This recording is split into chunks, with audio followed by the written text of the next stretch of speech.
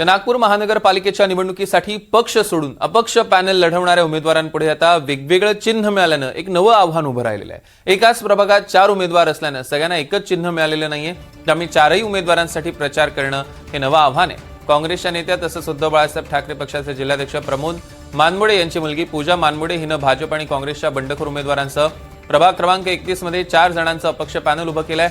मात्र या पॅनलला एकच निवडणूक चिन्ह मिळालेलं नाहीये। याचा आढावा घेतला आमचे प्रतिनिधी प्रवीण मोधळकर यांनी।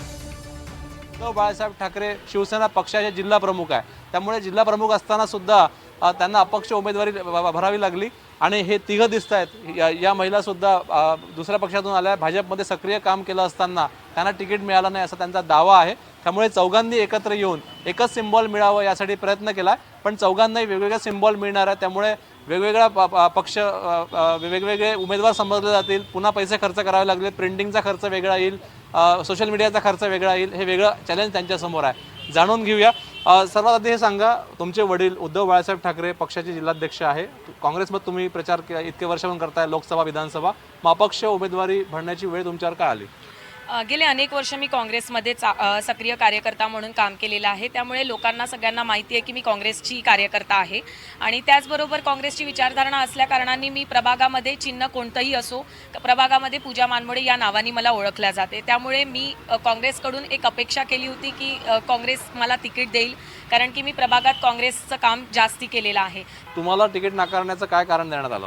नमस्कार, मी सोनाली राहुल गोडमारे, प्रभाग 31 क मधनं मी तिकीट मागितली होती।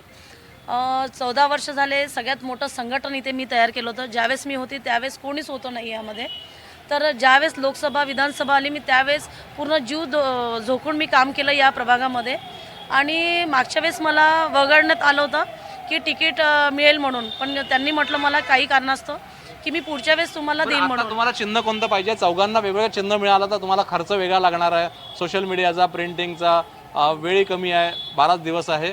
तुम्हाला चिन्ह कोणतं मागितलं? वेगवेगळं चिन्ह मिळणार आहे का? तुम्हाला एकच मिळणार आहे? आता माहीत नाही, आता आम्ही जाऊ घ्यायला, तर चिन्ह कोणतं मिळेल त्याच्यावर डिपेंड करेल, नाहीतर आम्हाला वेगळे चिन्ह मिळालं तरी काही हरकत नाही, कारण आमचं नावच काफी आहे मला असं वाटते, कारण नावामुळे सगळं लोक आम्हाला ओळखतात। साहेब तुम्ही कुठून आले, कोणतं पक्षाचे चिन्ह कोणतं मागितलं? नाही, माझं नाव सांगतो, माझं नाव विजय रामभाऊजी बाबरे आहे।